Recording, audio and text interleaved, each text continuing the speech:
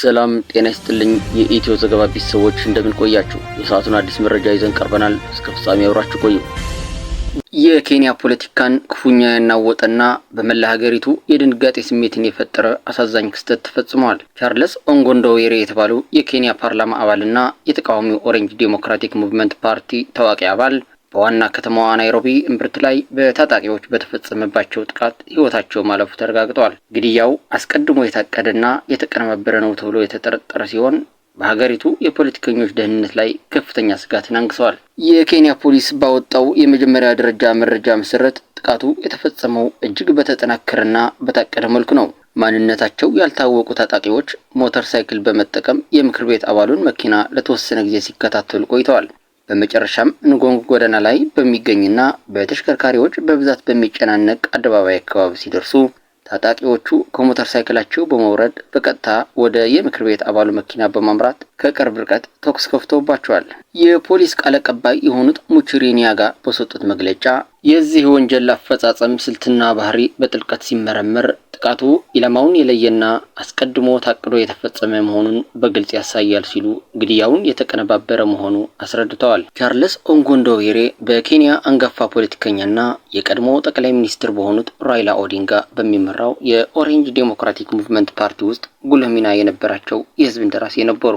አንዳንድ የኬንያ መገናኛ ብዙሃን እንደዘገቡት ሟቹ የምክር ቤት አባል ግድያው ከመፈጸሙ ከሁለት ወራት ገደማ በፊት ለህይወታቸው አስጊ ሁኔታ እንደገጠማቸውና ስጋት እንዳደረባቸው ለአንዳንድ ወገኖች መግለጻቸው ተሰምተዋል። ይህ መረጃ የግድያው መንስኤ ምን ሊሆን እንደሚችልና ከጀርባው ማን ሊኖር እንደሚችል ለሚደረገው ምርመራ ተጨማሪ ፍንጭ የሚሰጥና ጥያቄዎችን የሚያስነሳ ነው። ግድያው የተፈጸመበት የንጎንግ ጎዳና አደባባይ በናይሮቢ ከተማ ውስጥ ከፍተኛ የተሽከርካሪዎች እንቅስቃሴ ከሚታይባቸው አካባቢዎች አንዱ ነው።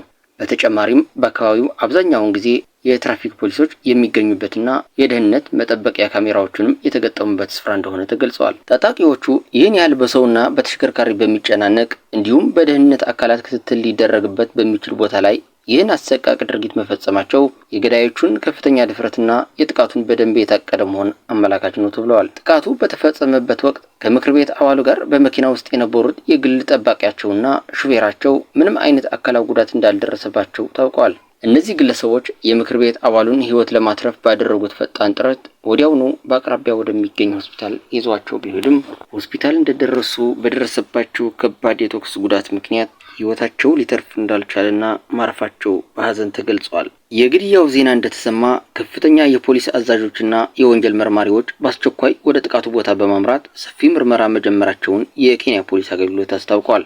የኬንያው ፕሬዝዳንት ዊሊያም ሩቶ በበኩላቸው በግድያው የተሰማቸውን ጥልቅ ሐዘን ከመግለጻቸውን ባሻገር ፖሊስ ይህንን አሰቃቂ ድርጊት በጥልቀት እንዲመረምርና ግድያውን የፈጸሙ ወንጀለኞች ማንነት ተለይቶ ለህግ እንዲቀርቡ እንዲሁም ከድርጊቱ ጀርባ ያሉ አካላት ተጠያቂ እንዲሆኑ ጥብቅ ትዕዛዝ አስተላልፈዋል። ፕሬዝዳንቱ የዜጎችን ደህንነት ማስጠበቅና የህግ የበላይነትን ማረጋገጥ የመንግስታቸው ቀዳሚ ተግባር መሆኑን አጽንኦት ሰጥተዋል። የምክር ቤት አባሉ መገደል ዜና በኬንያ የፖለቲካ ማህበረሰብ ውስጥ ከፍተኛ መረበሽን ፈጥሯል። በርካታ የፓርላማ አባላት ወዲያውኑ ወደ ግድያው ቦታ በመሄድ የተሰማቸውን ከፍተኛ ድንጋጤና ቁጣ ገልጸዋል። ፈጣን ግልጽና ፍትሃዊ ምርመራ ተደርጎ ገዳዮቹ በአስቸኳይ ለህግ እንዲቀርቡም በአንድ ድምጽ ጠይቀዋል። የኬንያ ፓርላማ አፈጉባኤ የሆኑት ሞሰስ ዌታንጉላ ለሟቹ የምክር ቤት አባል ያላቸውን አክብሮት ገልጸው ሐሳባቸውን ከመግለጽ ወደ ኋላ የማይሉ ደፋር፣ የማይፈሩና በህዝብ ዘንድ ከፍተኛ ተወዳጅነትና ክብር የነበራቸው እንደራሴ ነበሩ ሲሉ መስክረውላቸዋል። አክለውም የግድያ እጅግ አሳዛኝና ለሀገሪቱ ትልቅ ኪሳራ በማለት የድርጊቱን አስከፊነት ገልጸዋል። የሟቹ የፓርቲ መሪና አንጋፋው ፖለቲከኛ ራይላ ኦዲንጋ በበኩላቸው ይህ ጭካኔ የተሞላበትና አረመኔያዊ ግድያ ነው ሲሉ ድርጊቱን አውግዘዋል። ኦዲንጋ አክለውም በዚህ አሰቃቂ ድርጊት ሀገራችን ኬንያ አንድ ጀግና ልጇን አጥታለች በማለት የተሰማቸውን ጥልቅ ሐዘንና ቁጭት ገልጸዋል። በአሁኑ ወቅት የኬንያ የደህንነት አካላት የግድያውን ፈጻሚዎችና ከጀርባ ያሉትን ወገኖች ማንነት ለማወቅ የሚያስችል ሰፊና የተጠናከረ ምርመራ እያካሄዱ ይገኛሉ። የግድያው መነሻ፣ የገዳዮቹ ማንነትና ዓላማ እስካሁን በይፋ አልተገለጸም። ይህ ጥቃት በኬንያ የፖለቲካ ምህዳር ላይ ከፍተኛ የሆነ ውጥረትን ከመፍጠሩም በላይ የህዝብ ተመራጮችንና የፖለቲካ መሪዎችንም ደህንነት በተመለከተ ከባድ ጥያቄዎችን በማስነሳት የመንግስትንና የደህንነት ተቋማትን የኃላፊነት ደረጃ የሚፈትን ክስተት ሆኗል። የኬንያ ህዝብና የዓለም አቀፍ ማህበረሰብ የምርመራውን ውጤት በጉጉት እየተጠባበቁ ነው። የተወደዳችሁ የኢትዮ ዘገባ ቤተሰቦች ለዛሬ ያሰባሰብናቸው መረጃዎች እነዚህን ይመስሉ ነበር።